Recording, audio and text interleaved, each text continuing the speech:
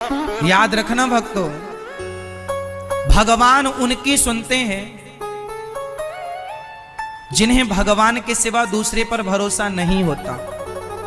यदि आपको भरोसा भगवान पर है तब तो भगवान सुनेंगे, और यदि आपको किसी और पर भी भरोसा है तो भगवान कह लेंगे कि पहले वहां ट्राई कर लो। इसलिए सुनेरी मैंने निर्बल केवल राम, भगवान कब मिलेंगे? जब एक भरोसा केवल भगवान का।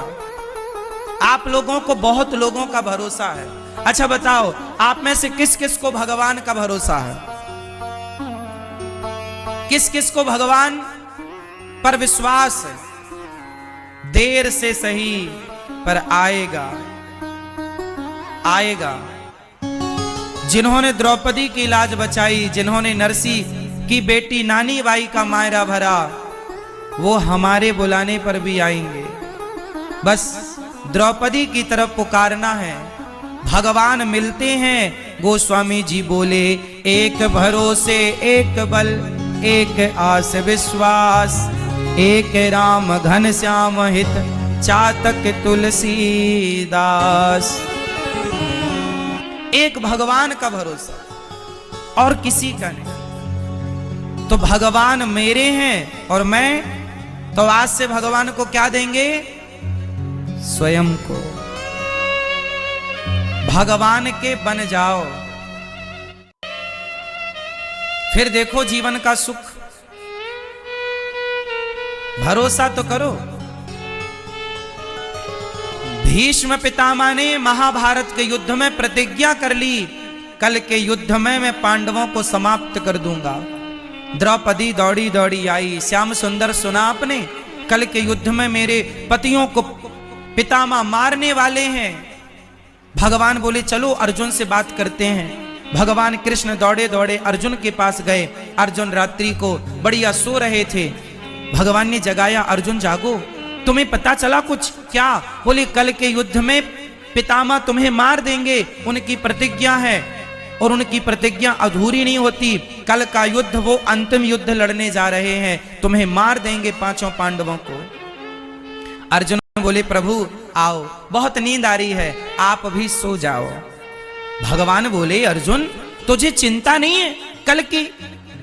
अर्जुन ने मुस्कुराते हुए बोला गोविंद, जिसकी चिंता करने के लिए आप जाग रहे हो उस अर्जुन को चिंता करने की क्या जरूरत है? जिसकी चिंता आप हो करने वाले, उसकी चिंता मैं क्यों करूं? तो हम भगवान का चिंतन करें, वो हमारी चिंता करेंगे। बस आश्रित रहो भगवान के, अर्जुन की तरह।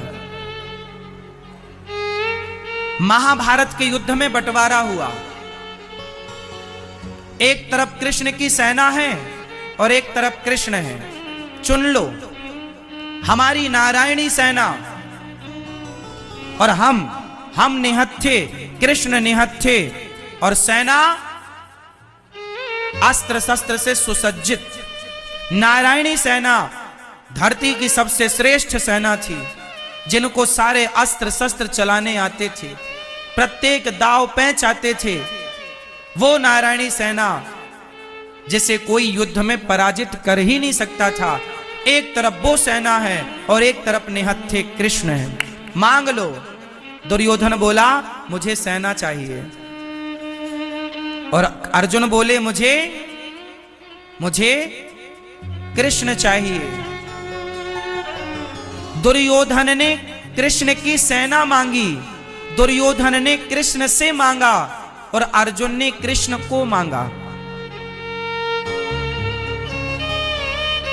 भैया को जगा दो। राम राम।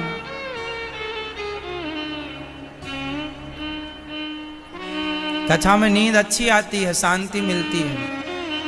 सुनो, दुर्योधन ने कृष्ण से मांगा। फास्ट बोलो मेरे संग। दुर्योधन ने कृष्ण से मांगा, अर्जुन ने कृष्ण को मांगा।